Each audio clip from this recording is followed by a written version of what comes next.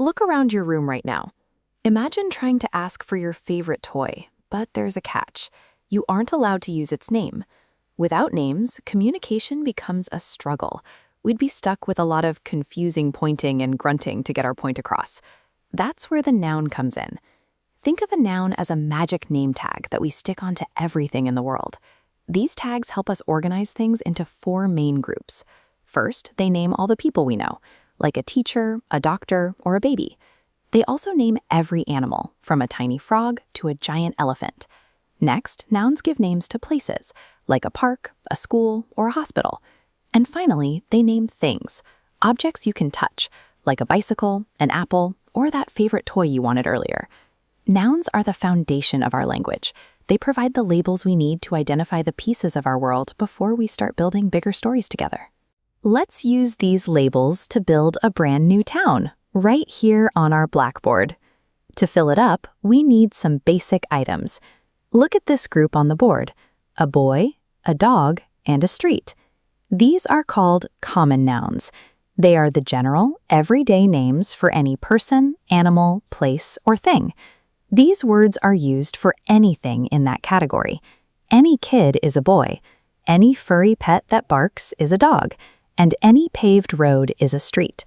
When we put them together, we create a basic idea. The boy walks his dog down the street. Those 3 common nouns provide the essential pieces of the scene. These words give us a shared vocabulary. We can talk about familiar experiences without needing to know every specific detail. A town filled with only generic boys and streets is a bit empty.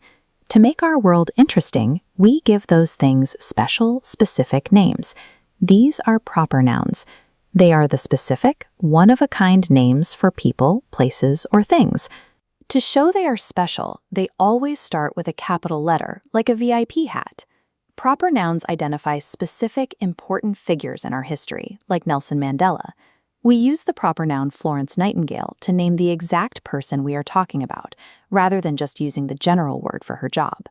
Specific locations also get proper nouns.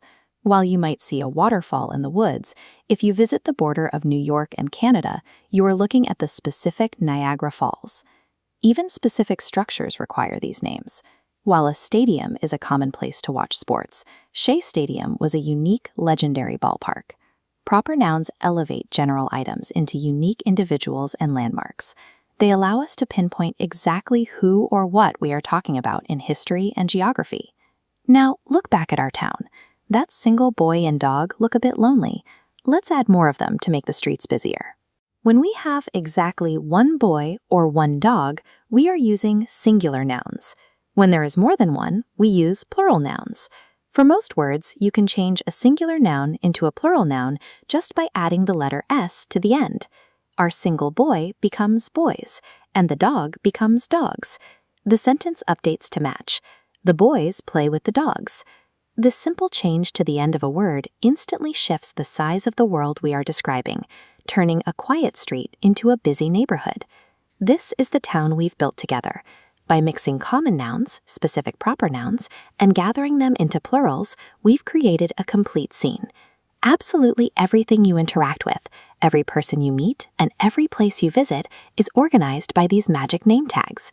Here is a challenge. Look around your own room right now. Can you spot 3 common nouns and maybe 1 proper noun? Now that you've got the hang of these magic name tags, you have the power to label and describe your own world with total clarity.